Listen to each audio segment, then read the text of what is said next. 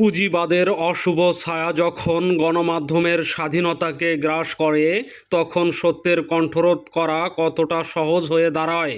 Corporate জয়ানদের শত কোটি টাকার মিডিয়া সাম্রাজ্য কি আসলেই জনস্বার্থে কাজ করে, নাকি তা কেবল মালিকপক্ষের অপরাধ ঢাকা এবং প্রতিপক্ষকে রাজনৈতিকভাবে ধ্বংস করার এক মরণাস্ত্র?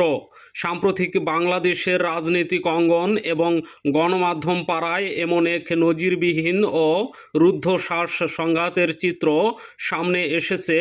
একদিকে দেশের অন্যতম শীর্ষ ব্যবসায়ী গোষ্ঠী বসুন্ধরা গ্রুপ, আর অন্যদিকে তরুণ প্রজন্মের প্রতিনিধি তথা সংসদ সদস্য হাসনাত আবদুল্লাহ। সংসদে দাঁড়িয়ে এই তরুণ আইন প্রণেতার তোলা মাত্র একটি প্রশ্ন যেভাবে একটি বিশাল মিডিয়া হাউজের ভিত কাঁপিয়ে দিয়েছে, এবং তার প্রতিক্রিয়ায় যে মিডিয়া ট্রায়াল শুরু হয়েছে তা দেশের সাংবাদিকতার ইতিহাসে এক নবাগত অধ্যায়ের জন্ম দিয়েছে। আজ আমরা খতিয়ে দেখব কিভাবে কর্পোরেট শক্তি তাদের সংবাদ মাধ্যমকে ঢাল হিসেবে ব্যবহার করে এবং এর নেপথ্যের আসল সত্যটা ঠিক কী। ঘটনার সূত্রপাত গত 25শে জুন। জাতীয় সংসদের বাজেট অধিবেশন চলাকালে এক নাটকীয় পরিস্থিতির সৃষ্টি হয়।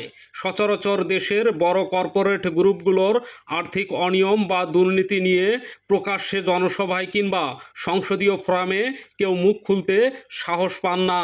কিন্তু সেই চিরচেনা বৃত্ত ভেঙে এক সাহসী ও বিস্ফোরক বক্তব্য দেন সংসদ সদস্য হাসনাত আবদুল্লাহ। তিনি সরাসরি স্পিকারের দৃষ্টি আকর্ষণ করে দেশের অন্যতম শীর্ষ ব্যবসায়ী পরিবারের সদস্যদের ভূমিকা নিয়ে প্রশ্ন তোলেন। তার সেই বক্তব্যের মূল অংশটি ছিল অত্যন্ত সুনির্দিষ্ট ও ধারালো। তিনি জানতে চান, অন্তর্বর্তীকালীন সরকারের সময় যে কর্পোরেট ব্যক্তিরা দেশ ছাড়তে বাধ্য হয়েছিলেন কিংবা আত্মগোপনে ছিলেন, বর্তমান নির্বাচিত সরকার ক্ষমতায় আসার পর তারা কোন খুঁটির জোরে এবং কার রাজনৈতিক আশ্রয়ে পুনরায় স্বপদে দেশে বিচরণ করছেন। হাসনাত আবদুল্লাহ কেবল প্রশ্ন তুলেই ক্ষান্ত হননি। তিনি সরাসরি দুর্নীতি দমন কমিশন বা দুদকের ভূমিকা নিয়ে ক্ষোভ প্রকাশ করেন। তিনি জানতে চান, এই নির্দিষ্ট শিল্পী গোষ্ঠীর বিরুদ্ধে অর্থ পাচার ও অবৈধ সম্পদ অর্জনের যেসব মামলা ঝুলে রয়েছে সেগুলোর অগ্রগতি থমকে আছে কেন?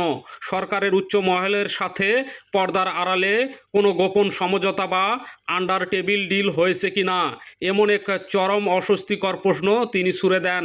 একই সাথে তিনি অভিযোগ করেন, এই গোষ্ঠীর অনিয়ম নিয়ে কেউ কথা বললে তাদের মালিকানাধীন গণমাধ্যমগুলোকে সেই ব্যক্তির চরিত্র হরণের কাজে লেলিয়ে দেওয়া হয়।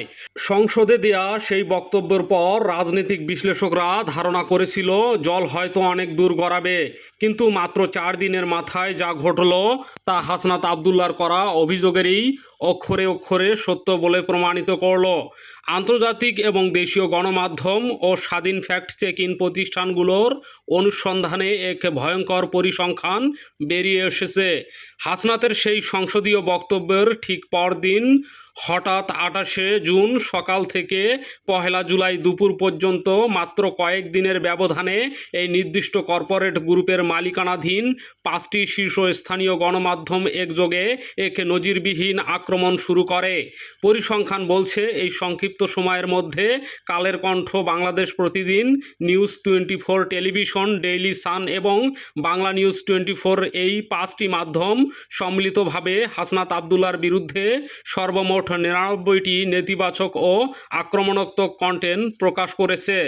কোনো একক ব্যক্তির বিরুদ্ধে একটি কর্পোরেট হাউজের সবকটি মিডিয়া আউটলেট এভাবে একযোগে ঝাঁপিয়ে পড়ার ঘটনা বাংলাদেশের সাংবাদিকতার ইতিহাসে এর আগে কখনো দেখা যায়নি।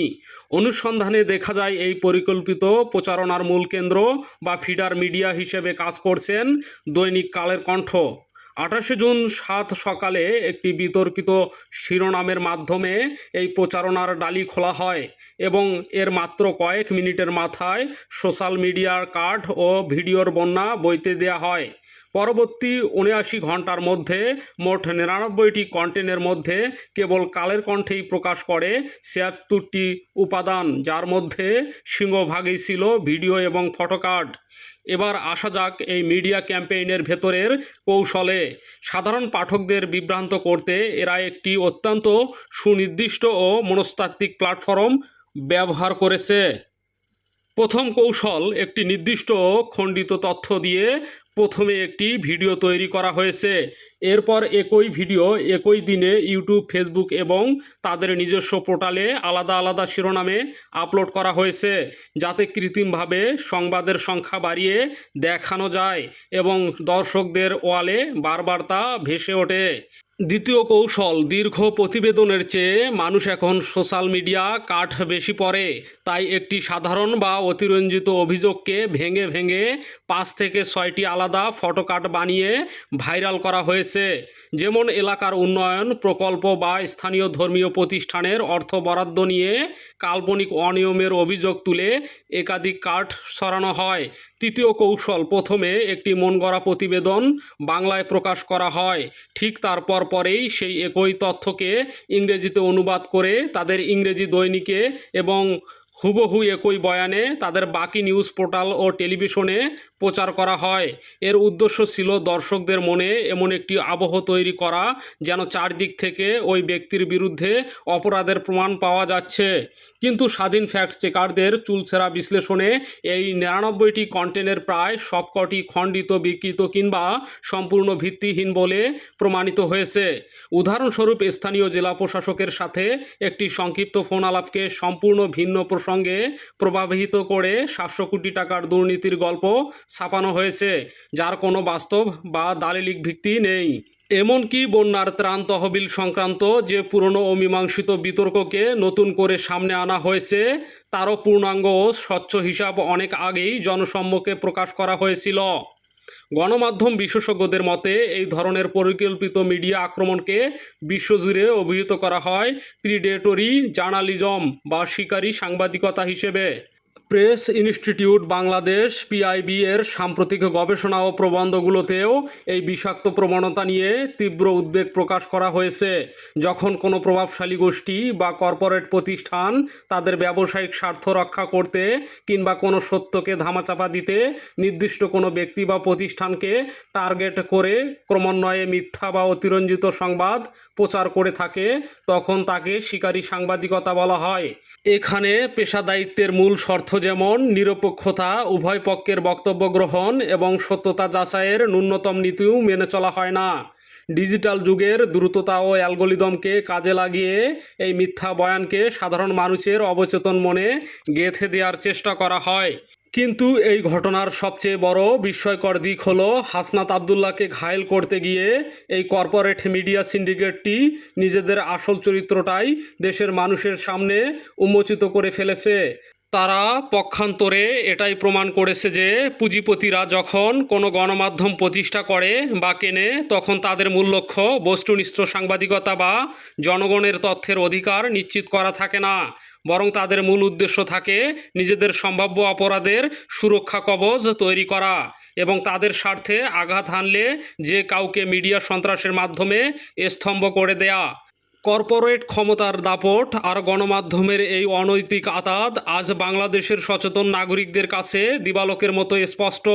একটি গণতান্ত্রিক রাষ্ট্রে বাকস্বাধীনতা ও গণমাধ্যমের স্বাধীনতা অপরিহার্য, কিন্তু তা যখন কোনো পুঁজিপতির ব্যক্তির লাঠিয়াল বাহিনীতে পরিণত হয়, তখন তা সমগ্র সমাজের জন্যই এক অশনি সংকেত। একজন নির্বাচিত প্রতিনিধির তোলা যৌক্তিক প্রশ্নের জবাবে এই ধরনের আক্রমণাত্মক ও উদ্দেশ্যপ্রণোদিত মিডিয়া ক্যাম্পেইনকে আপনারা কিভাবে দেখছেন? দেশের মূলধারার গণমাধ্যমগুলোর এই কাঠামোগত অবক্ষয় এবং কর্পোরেট দাসত্ব থেকে মুক্তির উপায় বা কী? আপনাদের মূল্যবান মতামত অবশ্যই আমাদের কমেন্ট বক্সে লিখে জানাবেন। আমাদের সাথে থাকার জন্য ধন্যবাদ। বস্তুনিষ্ঠ ও স্বাধীন সাংবাদিকতার পক্ষে আমাদের এই প্রয়াস ভালো লেগে থাকলে চ্যানেলটি সাবস্ক্রাইব করুন এবং বেল আইকনটি চেপে আমাদের পাশেই থাকুন। দেখা হবে আগামী পর্বে অন্য কোনো অনুসন্ধানী প্রতিবেদনে। ততক্ষণ পর্যন্ত ভালো থাকুন, সুস্থ থাকুন। আল্লাহ হাফেজ।